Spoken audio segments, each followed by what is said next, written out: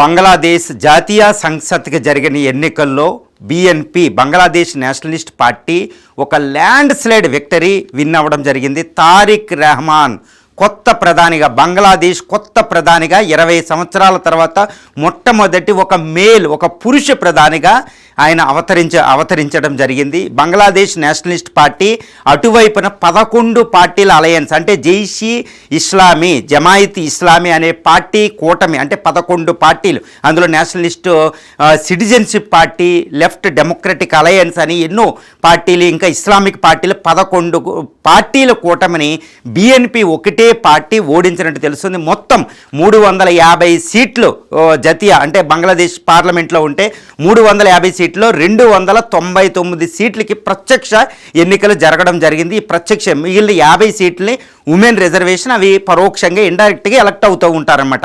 తర్వాత ఒక్క సీటులో అభ్యర్థి మరణించడం వల్ల కేవలం 299 సీట్లకి ఎలక్షన్ జరిగింది. ఇప్పుడు 299 సీట్ల రిజల్ట్లో 212 సీట్లు కేవలం BNP Bangladesh Nationalist Party Tarique Rahman అధ్యక్షతన విన్ అవ్వడం జరిగింది.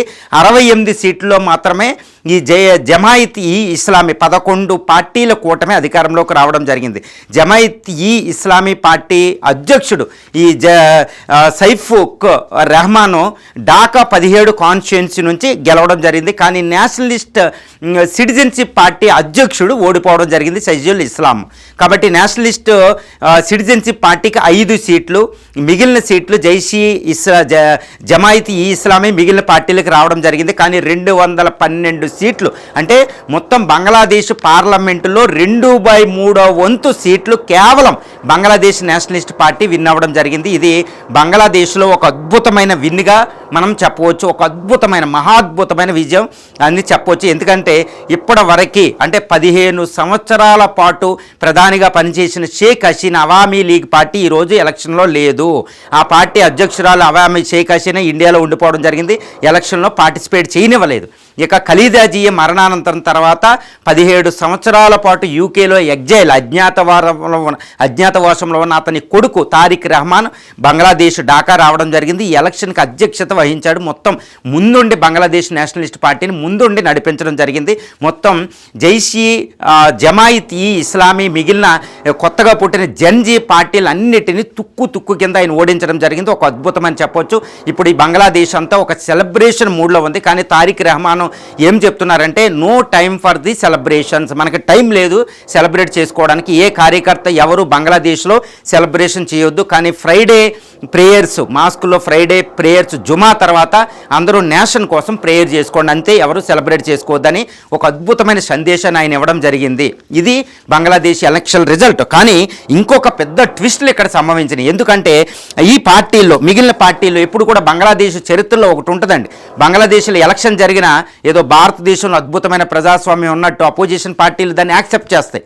ఓకే, మేము డిఫీట్ అయ్యాం, మేము ఓటమి చెందాం, మళ్ళీ మేము వస్తాం ప్రజలు అని అధికారం ఏదైతే గెలిచిందో ఆ పార్టీ కాంగ్రెస్ చెప్తూ ఉంటాయి. కానీ బంగ్లాదేశ్, పాకిస్తాన్ చరిత్రలు ఇలా ఉండవు, అవి ఫెయిల్డ్ స్టేట్స్ అనమాట. మరి బంగ్లాదేశ్లో ఇప్పుడు బీఎన్పీ విజయం సాధిస్తే మిగిలిన పార్టీల యొక్క అభిప్రాయాలు ఎలా ఉన్నాయో చూడాలండి. ఇప్పుడు జమాయిత్ ఈ ఇస్లామీ ఏమంటుందంటే ఓకే మేము యాక్సెప్ట్ చేస్తాం, ఓటమిని యాక్సెప్ట్ చేశామని చెప్పింది. ఒక అద్భుతమైన పరిణామం ఇది. రైఫిక్ రెహమాన్ ఏమంటున్నారంటే మీరు గొప్పగా పరిపాలించుకోండి నేను చెప్పేశాడు.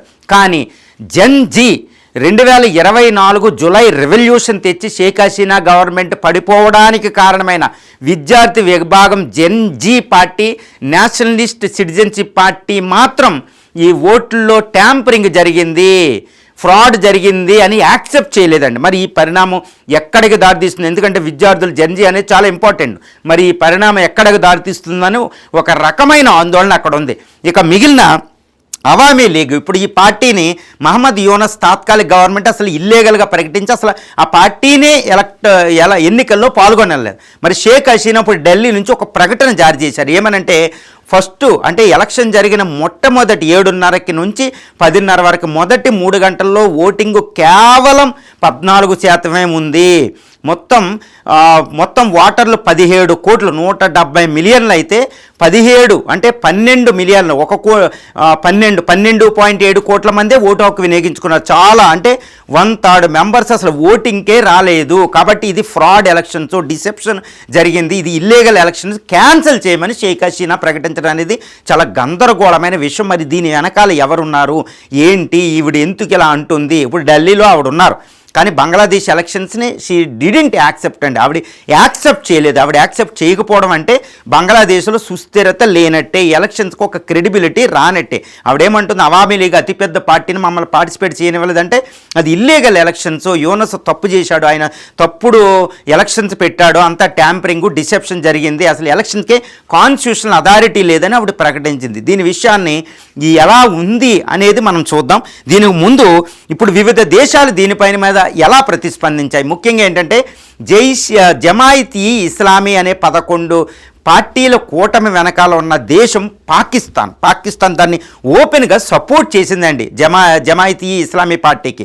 అది ఏంటంటే ఆల్మోస్ట్ రజాకర్ల పార్టీ అని చెప్పొచ్చు. ఎందుకంటే 1971 బంగ్లాదేశ్ అవతరణ సమయంలో ఇప్పుడు పాకిస్తానీ సైనికులు బంగ్లాదేశీ పీపుల్ని రేపులకి హత్యలకు గురి చేసి కొన్ని కోట్ల మందిని చంపేసినప్పుడు ఆ పార్టీ పాకిస్తాన్ సైన్యానికి సపోర్ట్ చేసిన నేతలే ఈరోజు జమాయిత్ ఈ ఇస్లామీ పార్టీలో ఉన్నారు. కాబట్టి వాళ్ళు ఒక రకంగా Islamic party, anti Indian party. ఈ పార్టీతో పాకిస్తాన్ సత్సంబంధాలు పెట్టుకున్నాయి. అంటే ఈ పార్టీ ఓడిపోవడం అంటే ఇప్పుడు అది అట్టర్ ఫ్లాప్ అనమాట. ఓడిపోవడం అంటే పాకిస్తాన్ ఓటమి అని మనం దిగ్విజయంగా చెప్పొచ్చు అండి. మళ్ళీ ఇండియా విన్ అంటే బిఎన్పి విన్ అవ్వడం అంటే, బంగ్లాదేశ్ నేషనలిస్ట్ పార్టీ విన్ అవ్వడం అంటే ఇండియా విన్ అయినట్టే. ఎందుకంటే ఇండియా అంతకుముందు అవామీ లీగ్ షేక్ హసీనాకు పూర్తిగా సపోర్ట్ ఒక పార్టీ మీద ఆధారపడేది బంగ్లాదేశ్లో. కానీ ఇప్పుడు ఏమైంది అంటే ఇండియన్ ప్రైమ్ మినిస్టర్ దూతగా జైశంకర్ గారు ఢాకా విజిట్ చేసి, ఒక విదేశాంగ శాఖ మంత్రి డైరెక్ట్గా ఢాకా విజిట్ చేసి తారిక్ రెహమాన్కి ఏదో ఖలీదా జియా మరణం రోజున అక్కడ దహన సంస్కారాల్లో పాల్గొని తారిక్ రెహమాన్తో డైరెక్ట్గా సత్సంబంధాలు పెట్టుకోవడం జరిగింది. అంటే బిఎన్పికి మనం సపోర్ట్ చేసాం. ఒక రకంగా చెప్పాలంటే బిఎన్పి ఇప్పుడు ప్రస్తుత ప్రధానిగా అవతరిస్తున్న తారిక్ రెహమాన్ బంగ్లాదేశ్ వచ్చాడు అంటే, అక్కడ అరెస్ట్ అవ్వలేదు అంటే, ఆయన మీద ఎన్ని కేసులు ఉన్నా 17 సంవత్సరాల తర్వాత ఆయన లండన్ నుంచి ఇక్కడ రావడం జరిగింది. ఎందుకు వచ్చాడంటే అది ఇండియా సపోర్ట్ వల్ల యూనస్ అరెస్ట్ చేయలేకపోయాడు అని తెలుస్తుంది. కాబట్టి తారిక్ రెహమాన్ బిఎన్పికి పూర్తిగా ఇండియా సపోర్ట్ చేసింది. అంటే పాకిస్తాన్ సపోర్ట్ చేసిన జైషీ ఇస్లామీ పార్టీ అక్కడ దానికి ట్రంప్ కూడా ఒక రకంగా సపోర్ట్ చేసినట్టు. ఎందుకంటే ఆ పార్టీతో సత్సంబంధాలు పెట్టుకున్నారు ఎలక్షన్కు ముందు. యూనస్తో ట్రేడ్ డీల్ కుదుర్చుకున్నారు. యూనస్ సపోర్ట్ చేసి జైషీ ఇస్లామీ పార్టీని, ఎందుకంటే ఇల్లీగల్ పార్టీని ఇల్లీగల్ అనేది ముద్ర తీసేసిందే యూనస్. కాబట్టి యూనస్కి ట్రంప్ ట్రేడ్ డీల్ కుదుర్చుకుని ఆ పార్టీ, కానీ అందువల్ల ఏంటి, ట్రంప్ పాకిస్తాన్ ఈరోజు చైనా ఓడిపోయినట్టు, బిఎన్పి విన్ అవ్వడం అంటే అది ఇండియా, తారిక్ రెహమాన్ ప్రధాని అవుతున్నాడు అంటే ఇది ఇండియా విన్ అయినట్టు అనమాట. ఒక అద్భుతమైన దౌత్య విధానం, ఒక అద్భుతమైన క్విట్ డిప్లొమసీ, గొప్ప వ్యూహాన్ని భారతదేశం అమలుపరిచింది. అది విన్ అవుతుందని తెలుస్తుంది. ఇక యునైటెడ్ స్టేట్స్ ఆఫ్ అమెరికా ఇప్పుడు ఎలక్షన్ రిజల్ట్ వచ్చిన తర్వాత ఇప్పుడు తారిక్ రెహమాన్కి కంగ్రాచులేషన్ చెప్పడం జరిగింది. ఎందుకంటే అయిపోయింది. ఏ పార్టీకి వెళ్తే ఆ పార్టీతో సత్సంబంధాలు పెట్టుకుంటుంది. అది పాకిస్తాన్ ఇంకేమీ మాట్లాడలేదు, కానీ దిగ్భ్రాంతికరమైన పరిస్థితిలో పాకిస్తాన్ ఉన్నట్టు తెలుస్తుంది. పైకి ఏదో ఒక కంగ్రాచులేషన్ చెప్పే అవకాశాలు అయితే ఉన్నాయన్నమాట. తర్వాత నరేంద్ర మోడీ భారత ప్రధాని తారిక్ రెహమాన్కి కంగ్రాచులేషన్ చెప్పడం జరిగింది. ఆయన ఏంటంటే ఇప్పుడు బంగ్లాదేశ్లో శాంతి సుస్థిరతలో, ఎకనామిక్ ప్రోగ్రెస్తో ప్రజాస్వామ్యం పరిడి వెళ్ళాలని భారత ప్రధాని నరేంద్ర మోడీ గారు తారిక్ రెహమాన్కి కంగ్రాచులేషన్ చెప్పడం జరిగింది. ఒక అద్భుతం అనమాట. ఇక భారత్ బంగ్లాదేశ్ సంబంధాలు ఒక అద్భుతమైన రీతిలో వెళ్ళబోతున్నాయి. ఇప్పుడు ట్రేడ్ రిలేషన్స్ అని, గంగా వాటర్ ట్రీటీ ఇవన్నీ ఆధారపడి ఉన్నాయి. ఇప్పుడు అంతకు ముందున్న ఆంక్షలు ఇవన్నీ తొలగించబడతాయి. ఒక అద్భుతమైన సంబంధాలు. అది నరేంద్ర మోడీ గారు తారిక్ రెహమాన్తో మాట్లాడనమాట. ఇంకా చైనా కూడా ఒక రకంగా కంగ్రాచులేషన్ చెప్పడం జరిగింది. అంతర్జాతీయ దేశాలు, యూరోపియన్ యూనియన్ ఇవన్నీ కూడా ఈ బంగ్లాదేశ్ యొక్క శాంతిలో ఉండాలన్నట్టు అవి మెసేజ్ ఇస్తున్నాయి. ఇక ఇప్పుడు యూనస్కి సంబంధించి మరి మహమ్మద్ యూనస్ ఎలా ప్రతిస్పందించారంటే, ఇప్పటి వరకు జరిగిన ఫాస్ట్ని వదిలేద్దాం, we have to left the fast of the Bangladesh, we should look forward the Bangladesh progress అనుకుంటూ ఆయన మాట్లాడడం జరిగింది. తర్వాత యూనస్ తాత్కాలిక గవర్నమెంట్కి అధినేతగా పనిచేశారు. ఇప్పుడు ఈ ఎలక్షన్తో పాటు ఒక రెఫరెండం కూడా ఆయన అబ్జర్వ్ చేశారు. వాట్ ఈస్ దట్ రెఫరెండం అంటే ఆ చార్టర్లో ఒకటి అనమాట, ప్రధాని ఈసారి 10 సంవత్సరాలు 2 టర్మ్లే ఉండబోతారు బంగ్లాదేశ్లో, అంతకు ముందులాగా ఇన్ఫినైట్గా ఉండడానికి లేదు అనేది ఒకటి అమలు జరిపారు. రెండేది ఏంటంటే అప్పర్ హౌస్ అనేది ఇప్పుడు భారతదేశంలో లోక్సభ రాజ్యసభ లాంటిది లేదు. అలాంటిది ఒకటి పెడితే కంట్రోల్ చేయవచ్చు అనేది ఒకటి పెట్టారు. తర్వాత కేర్ టేకర్ గవర్నమెంట్ అనేది ఒకటి పెట్టారు. కేర్ టేకర్ అంటే ఏదైనా విపత్తు వస్తే 90 డేస్ పాటు ఒక కేర్ టేకర్ గవర్నమెంట్, తాత్కాలిక గవర్నమెంట్ వచ్చి election free and fairly election పెట్టడానికి. ఈ 2 రెఫరెండం కూడా అక్కడ నిర్వహించారు. ఆ రెఫరెండాన్ని కూడా ఆమోద ముద్ర వేయడం జరిగింది. ఇప్పుడు ఇంకొక విషయంగా చూస్తే ఇప్పుడు బంగ్లాదేశ్లో జరిగిన ఎన్నికల్లో ఓటర్లు అంటే 170 మిలియన్లో 127 మిలియన్లు అంటే 12.7 కోట్ల మంది ఓటర్లు అద్భుతంగా బయటకు వచ్చి ఎంత హింస అంతా జరిగింది. ఈ హింసలో కూడా వాళ్ళు ఓటింగ్ వేశారు. ఎందుకంటే ఒక స్టెబిలిటీ రావాలి, బంగ్లాదేశ్లో ప్రజాస్వామ్యం పరిడి వెళ్ళాలంటూ ఫారిన్లో ఉన్న బంగ్లాదేశీయులు కూడా వచ్చి ఎక్కడెక్కడ నుంచి వచ్చి ఓటింగ్లో పాల్గొనడం జరిగింది. అంటే బంగ్లాదేశ్ ప్రజాస్వామ్యం వైపు వెళుతుంది.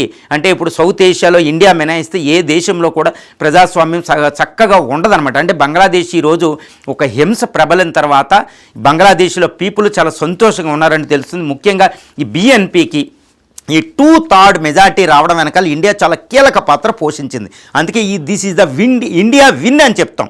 ఎందుకంటే ఇక్కడ షేక్ హసీనా ఇండియాలో ఉండి ఈ యాక్సెప్ట్ చేయను అన్నా అది కూడా ఇండియా భాగస్వామ్యం ఉంటుంది.